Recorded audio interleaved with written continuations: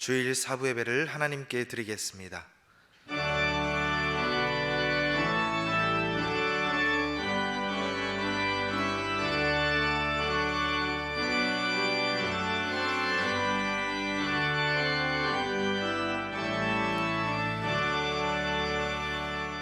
예배에 참여하신 여러분들을 주님의 이름으로 환영합니다. 우리 모두 마음을 모아 하나님께 찬양과 경배를 올려드리겠습니다.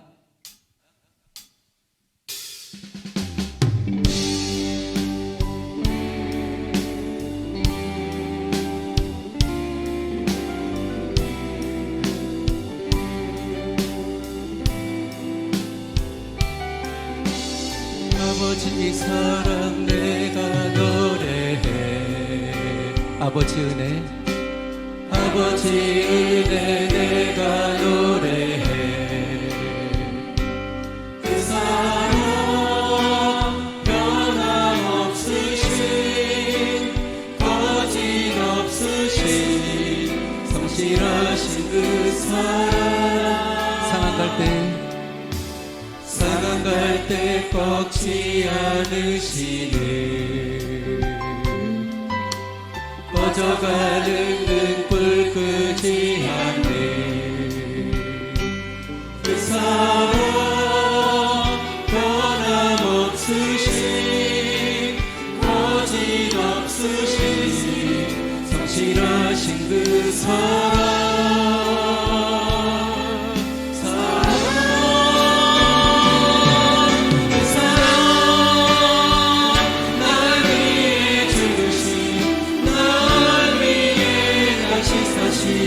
예수 그리스도 다시 오신 그 사랑, 죽음도 생명도 천사도 하늘의 어떤 곳에도 끊을 수 없는 영원한 그 사랑 예수. 상한 갈 때 꺾지 않으시네. 꺼져가는 등불 끄지 않네. 그 사랑 변함없으신, 거짓없으신, 성실하신 그 사랑.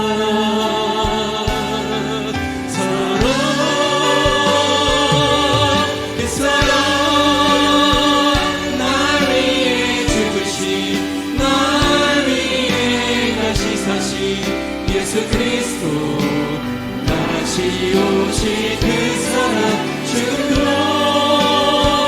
생명도 천사도 하늘의 어떤 곳에도 끊을 수 없는 영원한 그 사랑 예수.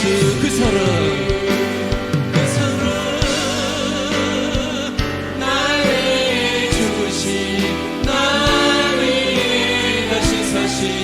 예수 그리스도 다시 오신 그 사랑, 죽음도 생명도 천사도 하늘의 어떤 곳에도 끊을 수 없는 영원한 그 사랑의 그 사랑 얼마나, 그 사랑 얼마나 아름다운지, 그 사랑 얼마나 날 부유케 하는지, 그 사랑 얼마나 크고 놀라운지, 그 사랑 얼마나 나를 감격하게, 그 사랑 얼마나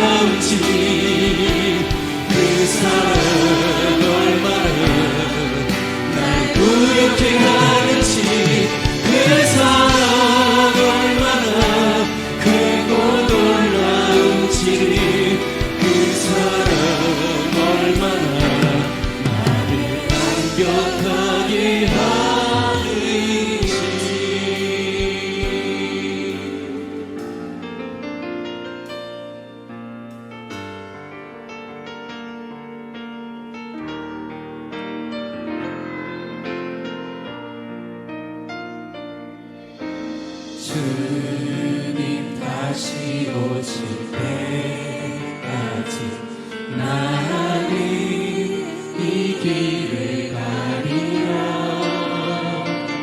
좁은 문 좁은 길 나의 십자가 지고 나의 가는 이 길 끝에서 나는 주님을 보리라. 영광의 내 주님 나를 맞아주시니 주님 다시 오실 때까지 나는 일어나 달려가리라. 주의 영광 온 땅 덮을 때 나는 일어나 노래하리.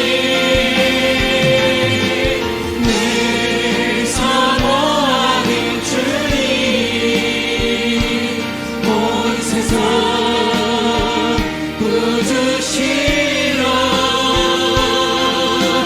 늘 사모하는 주님 영광이. 우리 찬양하실 때에 우리 처음부터 다시 한번 찬양합니다. 주님 다시 오실 때까지 주님 다시 오실 때까지 나는 이 길을 가리라. 이것이 이 시간 우리의 고백입니다. 좁은 문 좁은 길 나의 십자가 지고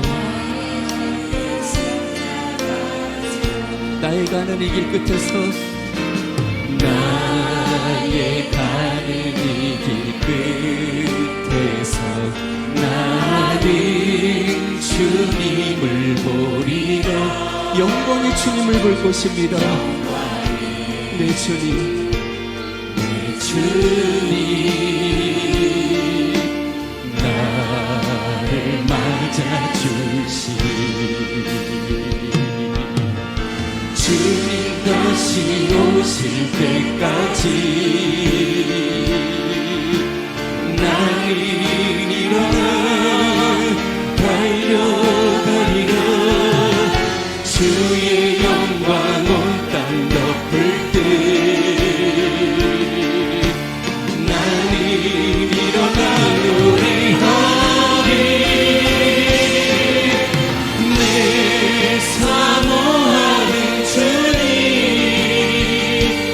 온 세상 구주시여. 늘 사모하는 주님 영광의 왕이. 주님 다시 오실 때까지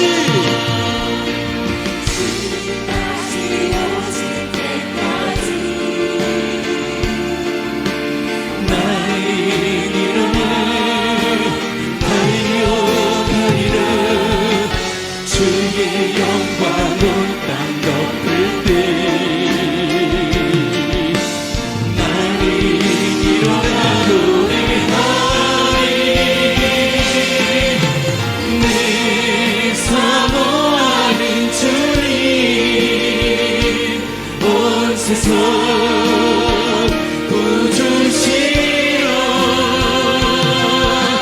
늘 사모하는 주님 믿고 사모하는 주님 늘 사모하는 주님 주님 보시옵소서. 늘 사모하는 주님 온 세상 구주시여. 늘 사모하는 주님 영광의 왕이시여.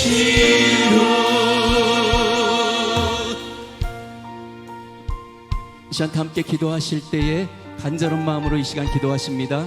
먼저는 우리의 목자로 세워주신 담임 목사님의 영육간의 강건함을 위하여 기도하시고, 또 여러분 모두가 은혜와 축복을 사모하는 마음으로 간절하게 기도하시겠습니다. 여호수아 23장 1절에서 9절 말씀 제가 봉독하겠습니다. 여호와께서 주위의 모든 원수들로부터 이스라엘을 쉬게 하신 지 오랜 후에 여호수아가 나이 많아 늙은지라, 여호수아가 온 이스라엘 곧 그들의 장로들과 수령들과 재판장들과 관리들을 불러다가 그들에게 이르되, 나는 나이가 많아 늙었도다. 너희 하나님 여호와께서 너희를 위하여 이 모든 나라에 행하신 일을 너희가 다 보았거니와 너희의 하나님 여호와 그는 너희를 위하여 싸우신 이시니라. 보라, 내가 요단에서부터 해 지는 쪽 대해까지의 남아있는 나라들과 이미 멸한 모든 나라를 내가 너희를 위하여 제비 뽑아 너희의 지파에게 기업이 되게 하였느니라. 너희의 하나님 여호와 그가 너희 앞에서 그들을 쫓아내사 너희 목전에서 그들을 떠나게 하시리니, 너희의 하나님 여호와께서 너희에게 말씀하신 대로 너희가 그 땅을 차지할 것이라. 그러므로 너희는 크게 힘써 모세의 율법책에 기록된 것을 다 지켜 행하라. 그것을 떠나 우로나 좌로나 치우치지 말라. 너희 중에 남아있는 이 민족들 중에 들어가지 말라. 그들의 신들의 이름을 부르지 말라. 그것들을 가리켜 맹세하지 말라. 또 그것을 섬겨서 그것들에게 절하지 말라. 오직 너희 하나님 여호와께 가까이 하기를 오늘까지 행한 것 같이 하라. 이는 여호와께서 강대한 나라들을 너희의 앞에서 쫓아내셨으므로 오늘까지 너희에게 맞선 자가 하나도 없었느니라. 아멘. 자, 오늘은 여호수아 강의 25번째 말씀으로 하나님께서 다 하셨다, 하나님께서 다 하셨다 하는 말씀을 증거하도록 하겠습니다. 우리가 신앙생활할 때 가장 조심해야 될 생각이나 태도가 있습니다. 그것은 바로 내가 다 했다, 또 내가 뭔가를 이루어냈다 하는 생각입니다. 물론 세상에서는 인본주의나 또 심리학에서는 자존감을 심어주는 생각이기 때문에 자꾸 격려를 합니다. 내가 뭔가를 할 수 있다, 달도 정복할 수 있고 또 우주를 정복할 수 있다, 그렇게 자존감을 갖는 것을 자꾸 키우라고 하지만, 사실은 영적인 눈으로 보면 이것이 아주 우리를 멸망의 길로 인도하는 위험한 생각일 수도 있습니다. 내가 다 했다, 또 내가 모든 것을 다 할 수 있다, 또 내가 모든 것을 다 이루었다, 이렇게 생각을 하게 되면 사람이 교만해집니다. 그리고 또 감사할 줄 모르게 됩니다. 그리고 또 다른 사람을 자꾸 무시하게 됩니다. 은혜가 뭔지를 깨닫지 못합니다. 낳아주시고 길러주신 부모님의 은혜도 모르고, 내가 다 했는데, 내가 노력해서 성공했는데, 뭐 하나님이 나를 뭘 지켜준 게 있고, 그 인생을 살아도 배은망덕하게 살아갑니다. 그리고 내가 다 했다고 하는 생각을 갖게 되면 다른 사람들을 볼 때도 너는 뭐 했는데, 내가 이렇게 고생하고 애쓰고 집안 꾸리고 또 교회를 헌신하는데 너는 한 게 뭐가 있어? 하고 다른 사람을 자꾸 판단하고 정죄해서 원수가 많아집니다. 그리고 내가 다 했다고 하는 생각에 지배를 받게 되면 감사할 줄을 모릅니다. 내가 고생했는데 뭐, 내가 수고했는데 누구한테 감사해? 그러다 조금만 잘못되면 늘 다른 사람을 원망하고 불평합니다. 내가 다 했다라고 하는 생각에 붙들리면 사람이 교만해집니다. 그러니 성경대로 말하면 반드시 망합니다. 교만하면 망하고, 감사할 줄 모르면 망하고, 또 원수가 많아지면 망하고, 배은망덕하고 어떻게 복을 받게 되겠습니까? 그래서 결국은 내가 모든 것을 다 했다, 내가 뭔가 이루었다 하는 것은 나를 멸망의 길로 인도하는 그런 잘못된 생각일 수가 있습니다. 여호수아서 7장에 보면 이스라엘 사람들이 자그마한 아이성을 점령하다가 실패하는 역사가 나옵니다. 이 아이성을 정복하기 위해서 정탐꾼을 보낸 다음에 정탐꾼들이 돌아와 가지고 여호수아한테 이렇게 보고를 합니다. 자, 여호수아서 7장 3절 다 같이 읽어보겠습니다. 시작. 여호수아에게로 돌아와 그에게 이르되, 백성을 다 올라가게 하지 말고 2-3천 명만 올라가서 아이를 치게 하소서. 그들은 소순이 모든 백성을 그리로 보내어 수고롭게 하지 마소서. 지금 정탐꾼들이 아이성을 보고 나서 야, 이거는 뭐 만만하다는 거예요. 우리가 얼마든지 이길 수 있다는 거예요. 그러니 계속 많은 사람 보내가지고 고생시키지 말고 한 2-3천 명만 보내자, 그렇게 여호수아한테 얘기했는데, 여호수아가 또 그 말에 넘어가가지고 3천 명만 골라가지고 아이성을 점령하라고 보냈습니다. 근데 아이성 근방에 가기도 전에 아이성 가까이 갔을 때 36명이 그 아이성 공격에 의해서 죽게 되면서 백성들은 절망하고 무섭고 탄식하고 차라리 요단강 동편으로 가서 편안하게 살자고 그냥 마음이 갈갈이 다 찢어지게 됐습니다. 36명은 죽고, 그 다음에 막 여호수아한테 원망하고 불평하고, 그 다음에 나머지 백성들의 마음이 다 갈기갈기 찢어지는 그러한 난리가 나는 상황에 처하게 됐습니다. 왜 이런 상황에 처하게 됐을까? 이유는 한 가지입니다. 그들의 생각이 잘못되었기 때문입니다. 무슨 아이성에는 군대가 많고 이스라엘 군대가 적은 게 아닙니다. 그 사람들은 무기가 좋고 여기는 나쁘고 환경의 문제가 아닙니다. 또 아이성은 여리고성처럼 아주 난공불락의 성도 아닙니다. 단지 그들이 아이성을 정복하지 못하고 36명이 죽고 여호수아를 원망하고 백성들의 마음이 뿔뿔이 흩어졌던 것은 그들의 마음 자세가 잘못되었기 때문입니다. 난공불락의 여리고성을 무너뜨리고 나서, 정말 돌 위에 돌 하나도 남지 않도록 여리고성을 무너뜨리고 나서 백성들의 마음이 변했습니다. 야, 우리가 해냈다는 것입니다. 이제 우리는 뭔가 다 할 수 있다는 거예요. 여리고성을 우리가 무너뜨렸다, 우리가 해냈다는 거예요. 그러니까 마음이 교만해졌습니다. 감사할 줄을 모르고 아이성 정도는 그저 한 주먹거리도 안 된다고 생각을 했습니다. 그러니 기도 한 번도 안 합니다. 뭐 우리가 다 할 수 있는데, 여리고성도 내가 다 무너뜨렸는데.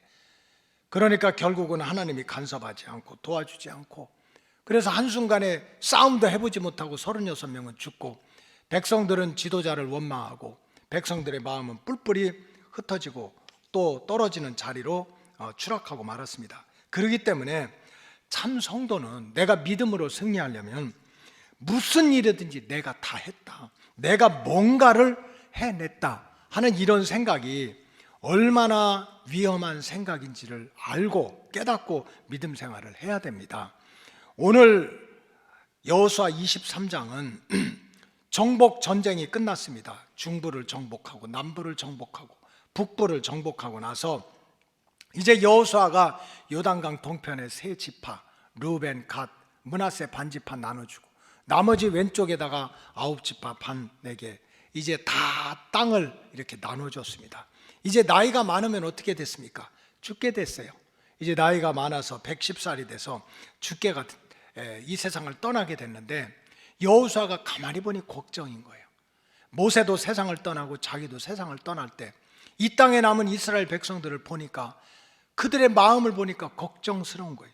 그래서 장로들과 수령들과 재판장들과 관리들, 즉 백성의 지도급에 있는 사람들에게 사람들을 한 자리에 다 불러 모았습니다. 그 내용이 여호수아서 23장 2절에 나옵니다. 다 같이 한번 보겠습니다. 시작.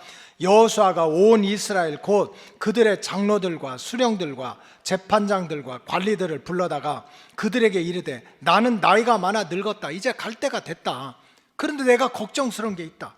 거기 보면 장로들, 수령들, 재판장들, 관리들은 누구입니까? 뭔가 배운 사람들입니다. 그래도 그냥 눌리고 종노릇하고 무시받고 천대받던 사람들이 아니에요. 200만이나 되는 이스라엘 백성들 중에서도 뽑혀서 배운 사람들이고 가진 사람들이고 힘이 있는 사람들이고 뭔가 지위가 있는 사람들이야. 무엇이든지 우리는 다 할 수 있다, 이런 마음을 가지고 있는 사람들한테 여호수아가 자기 신앙 고백을 하는 겁니다. 그 신앙 고백의 내용의 핵심은 뭡니까? 모든 일은 하나님이 다 하신다는 거예요. 지금 힘이 있고 지위가 있고 능력이 있고 떵떵거리는 위치에 있는 그 사람들을 죽기 전에 모아놓고 여호수아가 신앙 고백을 하는 일이, 모든 일은 하나님이 다 하신다, 하나님이 다 하셨다는 거예요. 3절을 읽어보겠어요. 3절 시작. 너의 하나님 여호와께서 너희를 위하여 이 모든 나라에서 행하신 일을 너희가 다 보았거니와 너의 하나님 여호와 그는 너희를 위하여 싸우시니라. 이 모든 일을 다 하나님이 하셨다는 거예요. 4절을 읽어봅시다. 시작. 보라, 내가 요단에서부터 해지는 쪽 대해까지 남아있는 나라들과 이미 멸한 모든 나라를 내가 너희를 위하여 제비 뽑아 너희의 지파에게 기업이 되게 하였느니라. 요단강 동서남북 땅을 다 점령해가지고 지파대로 집 지을 땅과 소떼 양떼 키울 목초지와 물웅덩이와 적군들이 쳐들어오지 못하도록 울타리를 나눠줬는데 내가 한 게 아니라는 거예요. 하나님이 다 하셨다는 거예요. 하나님이 다 하셨다. 모든 일을 다 하나님이 하셨다는 신앙 고백을 하고 있습니다. 애굽에서 430년 동안 종살이하던 이스라엘 백성들을 건져내신 분도 하나님이시고, 출렁거리는 뒤에는 애국 군대가 쫓아오고 좌우에는 산으로 막혀 있는데 그 출렁거리던 홍해를 갈라가지고 길을 내가지고 마른 땅과 같이 해서 이스라엘 백성들을 구원해내신 분도 하나님이시고, 농사도 짓지도 않고 길쌈도 하지 않았지만 만나와 메추라기로 먹여주시고 입혀주시고 살려주신 분도 하나님이라는 거예요. 광야에서 반석에서 생수가 쏟아지게 하신 분도 하나님이고, 요단강을 육지처럼 건너게 하신 분도 하나님이고, 가나안 땅의 중부와 남부와 북부 연합군대를 물리쳐가지고 정복해서 이스라엘 12지파에게 그저 가족대로 지파대로 그 분깃을 나누어서 집 짓고 농사 짓고 소떼 양떼 키우고 물웅덩이 만들고 울타리 만들어서 자손 대대로 살 수 있도록 기업을 나눠주신 분도 하나님이라는 거예요. 모든 역사는 다 하나님이 이루셨다는 거예요. 하나님은 어제도 계시고 오늘도 계시고 내일도 계시는 거예요. 그래서 지금 여호수아가 이 땅을 떠나기 전에 정말 세상적으로 교만한 사람들, 장로들, 수령들, 재판장들, 관리들, 뭔가 배웠다고 그러고 가졌다고 그러고 있다고 하고 힘이 있다고 하고 지위가 있는 사람들, 내가 할 수 있다, 내가 뭔가를 했어, 정신 차려라, 그게 아니라는 거예요. 지금까지 우리가 구원받고 이렇게 목초지에서 집 짓고 자녀 키우고 이렇게 살아가도록 한 모든 것은 다 하나님이 하셨고, 하나님이 지금도 하고 계시고 앞으로도 하나님이 함께 할 거라는 거예요. 하나님에 대한 주권 신앙을 회복하라는 거예요. 그러면서 여호수아 23장 우리가 읽지 않았지만 마지막에 보면 우리가 돌아보자는 거예요. 우리가 가나안의 중부와 남부와 북부를 정복하기 위해서 싸울 때 우리가 싸웠냐? 알고 보면 우리를 대신해서 싸워주신 분이 하나님이라는 거예요. 하나님. 우리가 싸운 것 같지만 실제로는 하나님이 우리를 대신해서 싸워주었다. 그래서 3절 말씀 후반부에 보면은 너의 하나님 여호와 그는 너희를 위해서 싸우신 이시니라. 자, 9절 말씀 다 같이 읽겠어요. 9절 시작. 이는 여호와께서 강대한 나라들을 너희 앞에서 쫓아내셨으므로 오늘까지 너희에게 맞선 자가 하나도 없었느니라. 어떻게 하든지 길을 가로막고 축복을 빼앗고 하나님의 백성들의 약속의 땅에 가지 못하도록 그저 가로막고 태클 걸고 포위하고 하는 이런 대적들이 맞서지 못하도록 하나님께서 하셨다는 거예요. 하나님이 대신 싸워주었다는 거예요.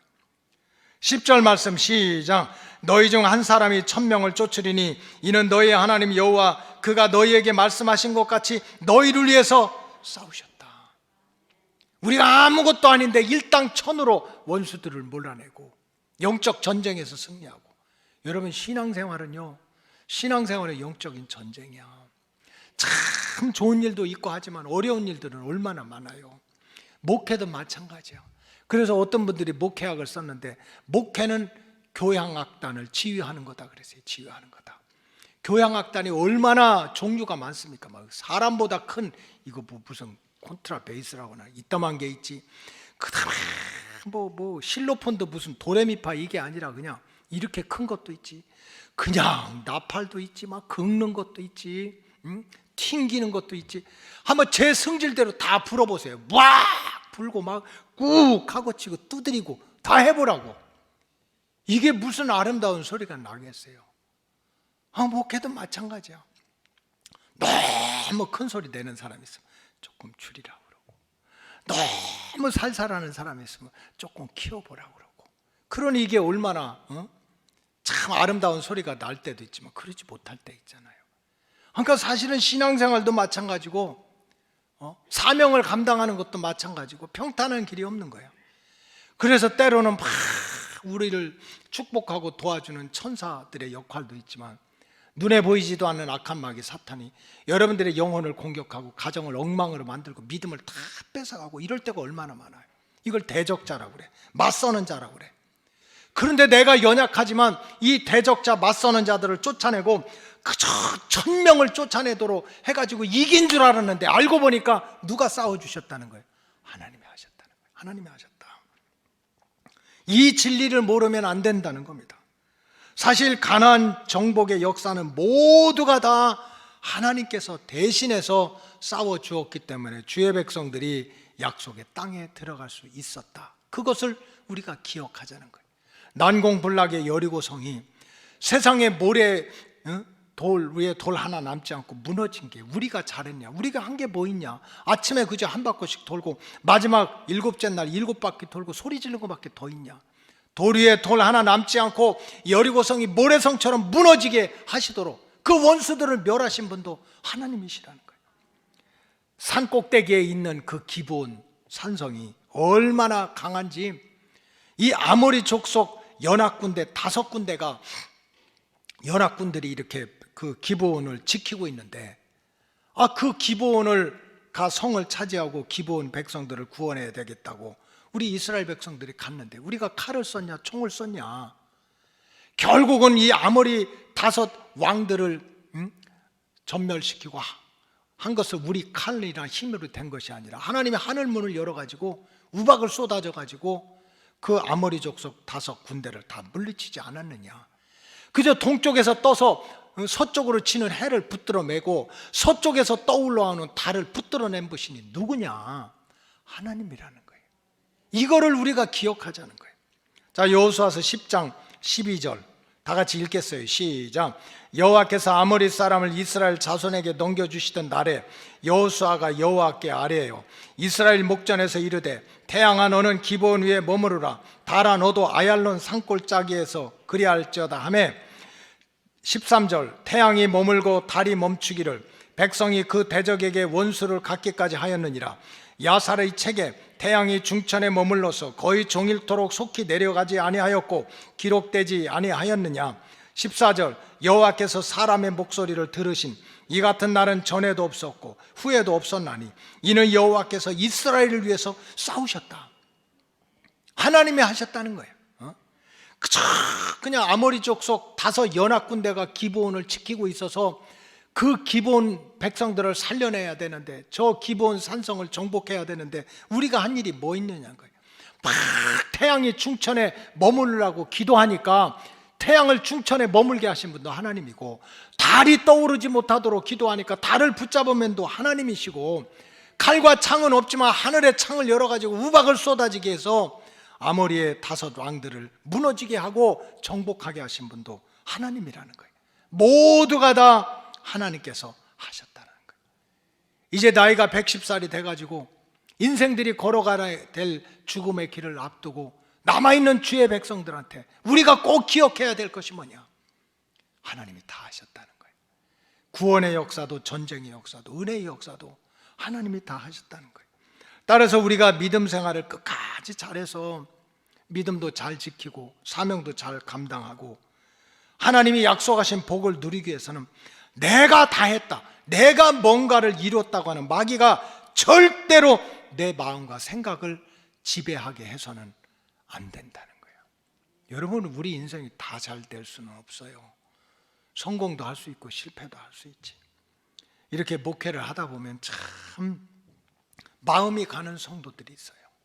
변함이 없는 거야. 변함이 없어. 성공했다고 교만하지 않아요. 실패했다고 막 원만 불평하지 않아요. 말은 안 하지만 보여. 야, 모든 것은 하나님이 주관하신다. 하나님이 인도하신다. 그런 마음이 있기 때문에 뭐 조금 잘 나간다고 교만하고 조금 잘 안 된다고 뭐 누구 때문에 원망하고 불평하고 하지 않아요. 왜?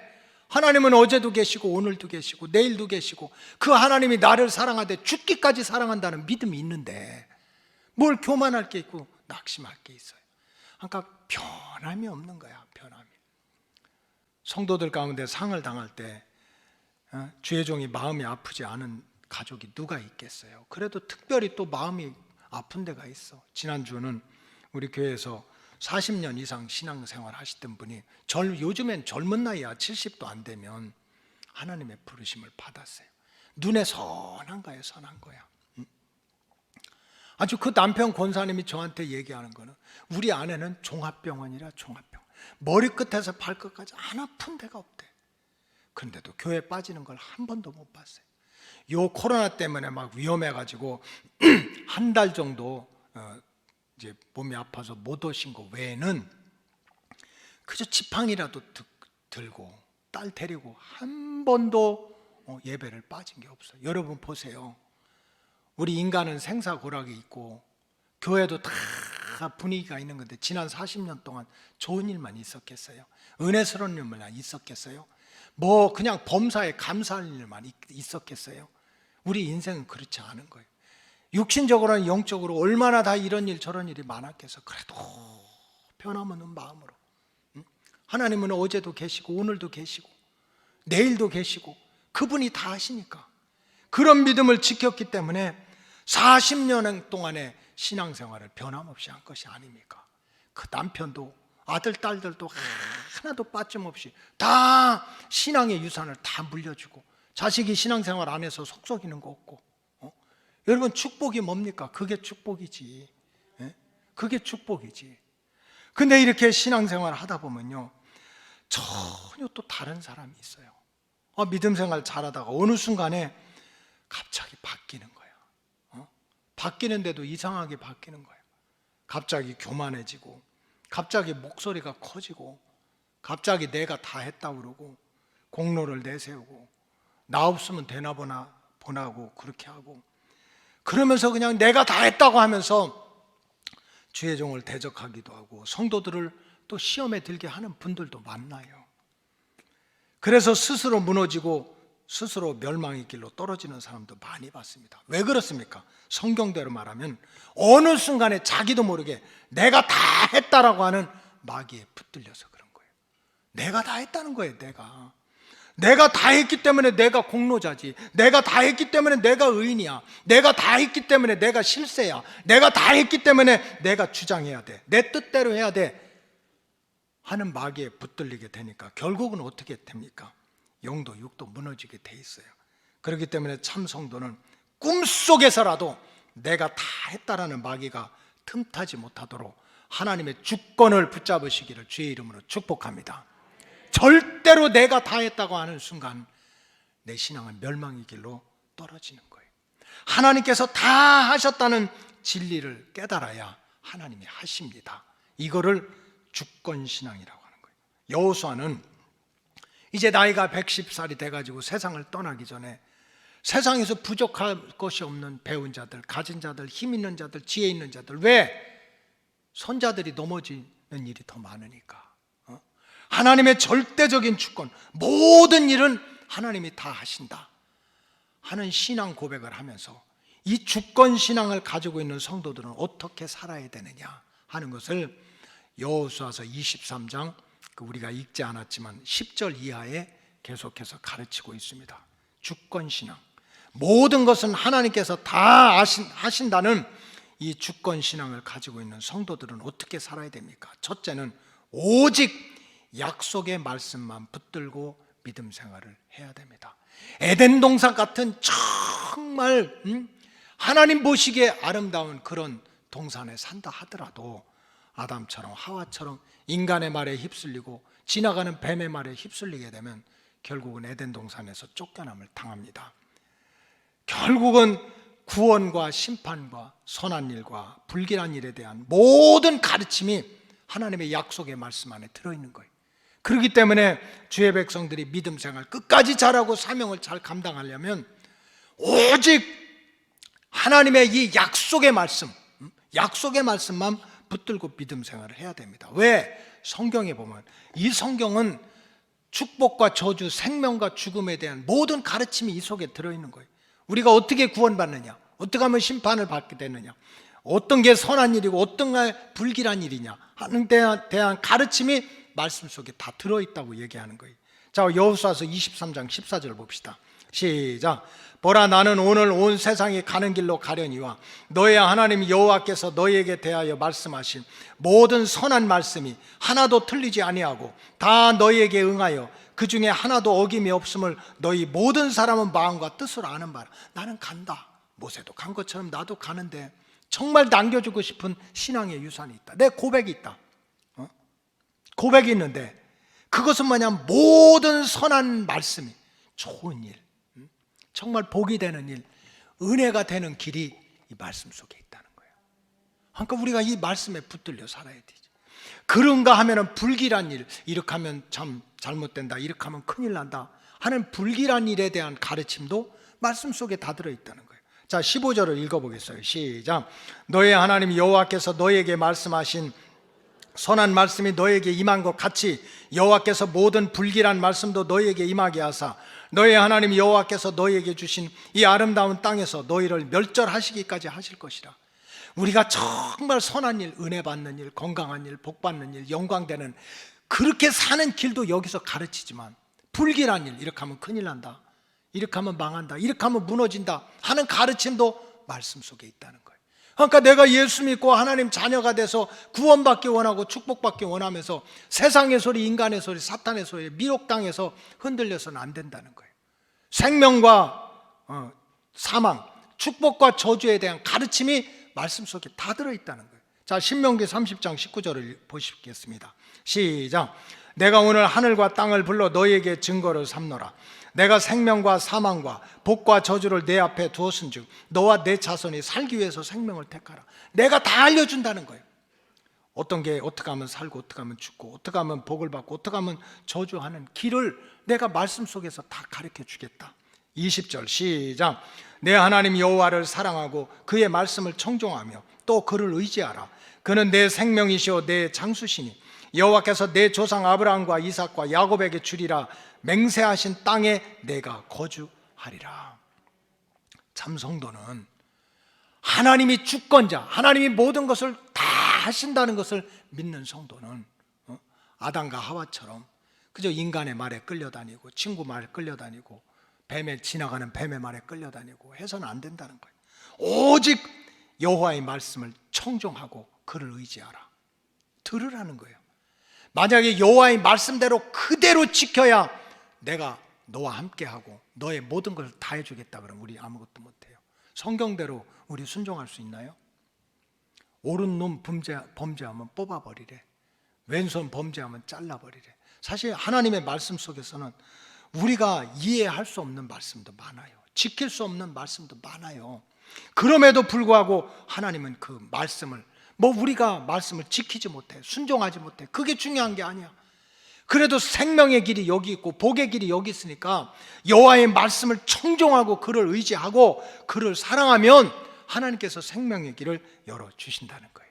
그렇기 때문에 우리 로고스 가족들은 아무리 세상이 바뀌고 유행이 흔들려도 인간의 말, 세상의 말, 사탄의 말에 미혹당하지 말고 항상 하나님의 약속의 말씀, 택한 백성들을 향한 약속의 말씀 붙들고 믿음으로 승리하시기를 주의 이름으로 축복합니다. 둘째로 하나님이 다 하신다. 하나님이 구원도 하시고 하나님이 대신 싸워주시기도 하시고 하나님이 복을 주시기도 하시고 결국 하나님이 다 하시는데 그 하나님이 다 하시는 그 은혜를 누리기 위해서는 혼에 붙들려 살아서는 안 된다는 거예요. 자, 6절 말씀을 읽어보겠어요. 시작. 그러므로 너희는 크게 힘써 모세의 율법책에 기록된 것을 다 지켜 행하라. 그것을 떠나 우로나 좌로 치우치지 말라. 주의 백성은 오직 말씀에 붙들려 살아야지 좌로나 우로 치우쳐서는 안 된다는 얘기입니다. 여러분, 여기서 좌로나 우로 치우친다고 하는 이 말씀의 뜻은 하나님의 말씀, 하나님의 진리, 하나님의 약속의 지배를 받지 않고 혼의 지배를 받는다는 뜻입니다. 구체적으로 말하면 인간의 뇌, 인간의 생각, 인간의 계산, 인간의 사상의 지배를 받는다는 거예요. 그게 좌로나 우로 치우친다는 거예요. 갸우뚱하는 거예요. 머리를 굴리는 거예요. 그래서 여기서 좌로나 우로 치우치지 말라고 하는 것은 눈에 보이는 방향이 아닙니다. 인간의 혼, 지와 정과 의와 사상과 지식을 총괄하고 하는 인간의 혼의 지배를 받아서는 안 된다는 거예요. 사실 우리 인간은 영이 있고 혼이 있고 육이 있는데 우리 영적인 생활이나 육적인 생활이 이 혼의 지배를 많이 받아요. 지정의, 내가 결심하는 거, 내 사상. 그래서 교회도 마찬가지야. 내가 오늘 예배드리러 가야지. 그렇게 마음 먹어서 오는 거지. 아무리 믿음이 있어도 내 마음이 나 오늘은 쉬어야지. 그럼 못 오는 거예요. 그게 혼의 지배를 받는 것입니다. 그래서 우리 인간은요, 이 뇌에도 왜 좌로나 우로나 치우치지 말라고 그랬을까요? 우리 인간도 뇌가 좌뇌가 있고 우뇌가 있어. 이게 성경에 딱 맞아. 저렇게 생겼어. 저와 여러분들의 이 머리가 그냥 있는 게 아니라 자르면 좌뇌가 있고 우뇌가 있어. 그러니까 사람이 다 똑같은 게 아니에요. 어떤 사람은 이 뇌의 구조에서 막 좌쪽에 영향을 받는 사람, 또 우쪽으로 더 영향을 받는 사람이 있어. 이 좌뇌는 개념, 상징, 언어, 계산, 논리, 사고, 기억, 분석, 판단, 추리, 문제 해결, 현실성, 호기심. 아주 똑똑하고 분석적이고 굉장히 계산도 잘하고 공부도 잘하고 그래요. 이게 좌뇌가 발달한 사람이야. 그런가 하면은 우뇌가 있습니다. 우뇌. 아까 사람이 다 똑같은 게 아니야. 똑같이 뇌가 있어도 어떤 사람은 또 오른쪽 뇌가 발달돼 있어요. 감각, 이미지, 직관, 아이디어, 예술, 창의성, 상상력, 입체적인 사고, 공감각, 사고, 감정, 감성, 실행, 추론, 사회적, 뭔가 좀 감상적이고 정서적이고 이런 면에 더 발달되어 있는 사람이 있어요. 사람이 다 똑같은 것이 아니야. 이 혼의 구조, 뇌의 구조가 다 똑같은 게 아니에요. 그래가지고 사람마다 그 뇌의 구조에 따라서 관심도 다르고 살아가는 태도도 달라요. 이 뇌의 구조, 이 좌뇌가 발달한 사람은요 굉장히 똑똑해요. 계산도 밝아요. 꼼꼼해요. 사람이 똑같은 게 아니야. 뭔가 지배를 받는 거야. 우뇌가 발달한 사람, 이 우뇌의 지배를 받는 사람은요 굉장히 정서적이야. 따뜻해. 공감 능력이 있어요. 감정이입을 잘해요. 그래서 누군가가 슬픈 얘기를 하면 그저 눈물 콧물 다 흘려. 기쁜 얘기를 하면 막 자기 일처럼 기뻐해. 그러니까 사람이 다 달라요. 뇌 구조가 다르듯이 혼의 구조, 마음과 생각이 다 다른 거야. 그래서 신앙생활도 마찬가지예요. 신앙생활도 사람이 똑같이 교회 다닌다고 똑같은 거 아니에요. 자기 뇌에 따라서. 뇌는 뭡니까? 지식 상징 아닙니까? 사상 아닙니까? 자기 경험 아닙니까? 그래서 사상도 마찬가지예요. 인간의 사상도 수천 년 동안 좌파가 있고 우파가 있어요. 이건 뭐 큰일 났다고 뭐 교회 안에 태극기파도 있고 무슨 또 뭐지? 촛불파도 있고 신경 쓰지 마세요. 그거는 수천 년 동안 계속되는 인간의 혼의 그런 역사일 뿐입니다. 이렇게 좌로나 우로나 치우치는 것, 인간의 생각, 인간의 사상, 인간의 감정에 치우쳐서 신앙생활 하는 것을 신학적으로 인본주의라고 하는 거예요. 이걸 인본주의라고 하는 거예요. 하나님 믿어, 똑같이 교회 다녀, 성경책 들고 다녀. 그런데 뭡니까? 그 신앙의 내용이 좌나 우나, 좌파나 우파나, 좌뇌나 우뇌나 결국은 인간의 지식이나 감정이나 사상에 붙들려서 신앙생활하는 것을 인본주의라고 그래요. 이 인본주의에 붙들린 사람, 좌로나 우로나 치우친 사람, 혼의 지배를 받는 사람은 특징이 있습니다. 교회를 다니고 성경을 읽어도 하나님을 믿는다 하면서도 내용이 달라요. 하나님의 말씀을 절대로 자기 혼 이상으로 두지 않아요. 하나님 말씀을 읽어도 하나님 말씀을 들어도 내 혼 밑에 놔요. 내 지식 밑에 놓고 내 경험 밑에 놓고 내 감정 밑에 놓고 신앙생활하는 거예요. 성경에 뭐라고 기록되어 있든지 내 지식이나 사상이나 감정이 안 맞으면 이거는 물리치는 거예요. 물리쳐. 이게 인본주의입니다. 우리가 정말 모든 것을 다 하시는, 어제도 계시고 오늘도 계시고 내일도 계시면서 자기 백성을 구원하시는 일도, 이기게 하시는 일도, 복을 주시는 분도 모든 걸 하나님이 다 하신다는 믿음을 가지고 있는 성도들은 신본주의 신앙생활을 해야 돼요. 하나님께서 다 하신다는, 하나님의 주권을 인정하는 신앙생활을 해야 돼요. 그저 이런 유행이나 사상, 세력에 휩쓸리지 말고 오직 하나님은 약속의 말씀대로, 물론 그 약속의 말씀이 때로는 이해하기는 어렵고 순종하기도 어렵지만은 그럼에도 불구하고 약속의 말씀을 붙들고 살아야지 혼의 지배를 받아서는 안 된다는 거예요. 그래야 모든 것을 이루시는 하나님의 품 안에서 살아갈 수가 있다는 뜻입니다. 우리 로고스 가족들, 뭐 인간적으로 사상적으로 좌뇌가 있고 우뇌가 있어가지고 살아가는 패턴이 다를 수 있어요. 그럼에도 불구하고 내 영이 살고 육이 살고 나를 온전히 살려내도록 역사하는 분은 하나님이야. 그 하나님을 만나기 위해서는 약속의 말씀을 따르고 인간의 혼의 지배를 받지 말고 주권자 되시는 하나님께 지배를 받으시기를 주의 이름으로 축복합니다. 마지막으로 하나님께서 다 하셨다는 하나님 절대 주권을 믿는 성도들은 섞여서 살면 안 됩니다. 섞여서 사는 죄를 범해서는 안 된다. 다른 신을 섬기는 우상 숭배를 해도 안 되고, 또 신이 다르고 영이 다른 이방 민족과 혼인을 하고 왕래를 하고 하는 일을 해서는 안 된다는 거예요. 이런 일을 하게 되면 올무가 되고 덫이 되고 옆구리에 채찍이 되고 눈에 가시가 된다는 거예요. 아담을 결혼시킬 때 하와가 갈비뼈로서 옆구리 끼고 살았던 거 아닙니까? 근데 영이 다르고 신이 다른 사람들하고 혼인하고 살게 되면 그 옆구리가 내 갈비뼈가 아니라 나한테 채찍이 된다고 그랬어요. 올무가 되고 눈에 가시가 된다는 거예요. 그것이 여호수아서 마지막이 계속 나옵니다. 자, 여호수아서 23장 7절 봅시다. 시작. 너희 중에 남아있는 이 민족들 중에 들어가지 말라. 그들의 신들의 이름을 부르지 말라. 그것들을 가리켜 맹세하지 말라. 또 그것을 섬겨 그것들에게 절하지 말라. 자, 가나안 중부와 남부와 북부를 정복했는데 이스라엘 백성들이 다 쫓아내지 못했어요. 다. 그게 병인 거야. 가나안의 7 족속을 하나님이 다 쫓아내라고 그러는데 다 쫓아내지 않고 그냥 몇 년, 몇십 년 살다 보니까 정이 들었어. 눈도 맞았어. 섞여 살았어. 그 사람들이 믿는 바알과 아세라도 하나님 믿는다고 하면서 우상단지 한두 개씩 얻어다가 이게 몸도 섞고 마음도 섞고 영적으로도 섞게 됐어요. 하나님 그걸 하지 말라는 거예요. 8절 시작. 오직 너의 하나님 여호와께 가까이 하기를 오늘까지 행한 것 같이 하라. 하나님만 가까이 하라는 거예요. 11절 시작. 그러므로 스스로 조심하여 너의 하나님 여호와를 사랑해라. 12절 시작. 너희가 만일 돌아서서 너희 중에 남아있는 이 민족들을 가까이하여 더불어 혼인하고 서로 왕래하며. 이 민족이 누굽니까? 신이 다른 사람이야. 영이 다른 사람이야. 목적지가 다른 사람이야. 근데 그들과 합해서 결혼을 하고 왕래를 하면 몸도 마음도 썩게 되면 어떻게 된다고 그랬어요? 13절 시작. 확실히 알라. 너의 하나님 여호와께서 이 민족들을 너의 목전에서 다시 쫓아내지 아니하시리니 그들이 너희에게 올무가 되며 덫이 되며 너의 옆구리에 채찍이 되며 너의 눈에 가시가 되어서 너희가 마침내 너희 하나님 여호와께서 너희에게 주신 이 아름다운 땅에서 망한다.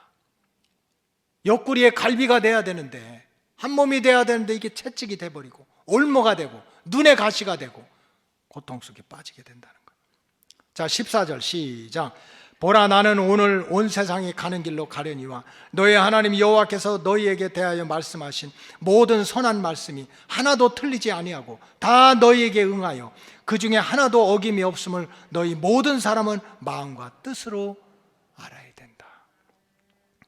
여호수아가 유언처럼 남긴 게 뭔가요? 나도 떠난다. 모세가 떠난 것 같이 나도 떠나. 특별히 힘이 있고 가지고 능력 있고 지혜가 있는 사람들 잘 들어라. 내가 뭔가를 할 수 있다고 그렇게 혼의 지배를 받고 있는 사람 잘 들어라. 섞어 살면 안 된다. 우상 숭배를 하고 신이 다르고 영이 다른 이방 민족과 섞어 살지 말라는 거예요. 그러면 결국 죄가 들어와 가지고 올무가 되고 덫이 되고 옆구리에 채찍이 되고 눈에 가시가 돼서 결국은 재앙으로 돌아온다는 거예요. 마지막 때면은 하나님께서는 계속해서 구별하신다. 구별하신다는 말씀이 반복적으로 나옵니다. 섞어 살면 안 된다는 거예요. 하나님은 때가 되면은 양과 염소를 구별하고 알곡과 쭉정이를 구별하고 또 오른편에 있는 자와 왼편에 있는 자를 구별하고 천국에 갈 자와 지옥에 떨어질 자를 구별할 때가 옵니다. 그렇기 때문에 참 성도는 섞여 살면 안 된다는 거예요. 마지막 때 가장 중요한 게 혼합주의예요. 하나님은 질투하는 하나님이고 나 외에 다른 하나님은 없는데 다 섞이자는 거예요. 이것도 좋고 저것도 좋고 다 섞어 살자는 거예요. 그런데 여호수아는 그렇게 하면 안 된다는 거예요. 다 아시는 하나님, 구원하는 일도 다 하고, 은혜 주시는 일도 다 하고, 복을 주시는 일도 다 하고, 영생을 주시는 분도 하나님이 다 하시는데, 그분에게 은혜를 받기 위해서는 섞여 살면 안 된다는 거예요. 인정에 끌려가지고, 아이고 그래도 그냥 나랑 만난 지 수십 년인데, 밥을 먹은 게 몇 번인데, 놀러 간 게 몇 번인데. 여러분, 그래서 교회는 침묵게 하면 안 돼요. 하나님 중심으로 오직 목적 삼고 살아야지.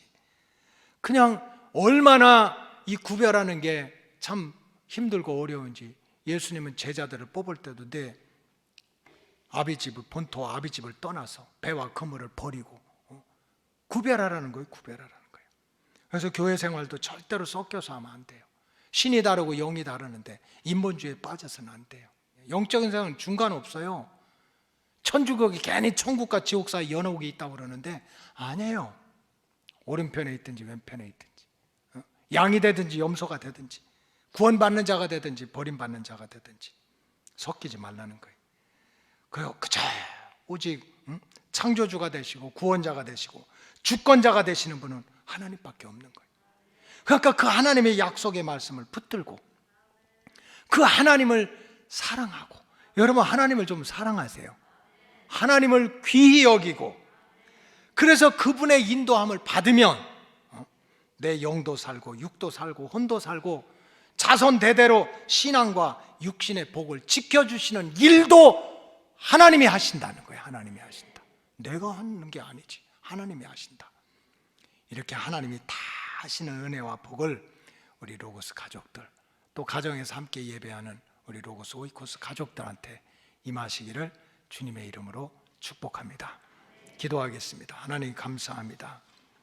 여호수아가 110살이 돼서 이 세상을 떠나기 직전에 유언처럼 남긴 말이 하나님께서 다 하셨다는 말씀이었습니다. 하나님이 창조주고 하나님이 구원자고 하나님이 절대적인 주권자라는 그러한 신앙 고백이었습니다. 이 말씀의 진리를 깨닫고 오직 약속의 말씀을 붙들고 혼의 지배를 받지 말고, 하나님 우리 로고스 오이코스 가족들 구별하시는 하나님 앞에 거룩하게 알곡으로, 양으로, 오른편에 있는 자로, 천국을 보증받은 자로 살아갈 수 있도록 함께하여 주시옵소서.